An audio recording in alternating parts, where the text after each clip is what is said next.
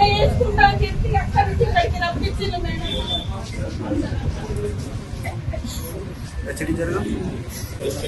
నేను ఒక మహిళని అందరూ ఒక్క మాట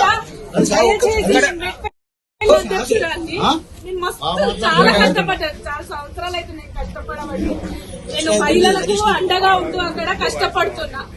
నేను ఒక మహిళని అడిగిన ఎవరు మొగోళ్ళు వచ్చినా నా భార్యకి అడిగిన టికెట్లు, కానీ నేను సొంతంగా నేను నిల్చుంటా, నా వార్డు సమస్యలకు నేను పరిష్కారం చేసుకుంటాను.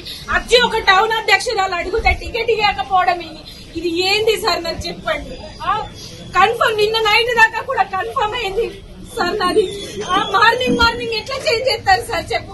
8:30 కూడా నన్నయ్య ఫోన్ చేసి రమ్మని చెప్పిండు, దీపం తీసుకోపో అని చెప్పి.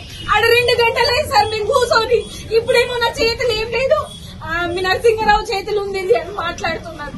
నరసింహారావు సార్ 3-4 రోజుల నుండి పాట తీసుకొని 10-10:30 వస్తుందా. నేను కనీసం ఒక్క నిమిషం టైం ఇస్తలేడు మాట్లాడేందుకు. ఒక్క మాట అన్న నా చేతిలో ఏం లేదని అంటే, మీ చేతిలో లేకపోతే ఓళ్ళ చేతిలో ఉంటది సార్. నాకు అర్థం కాదు.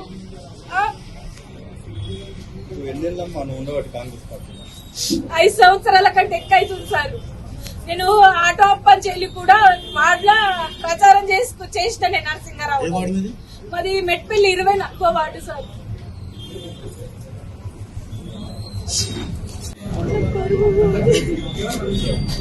వార్డుల్లో అందరూ ఆశ పెట్టుకొని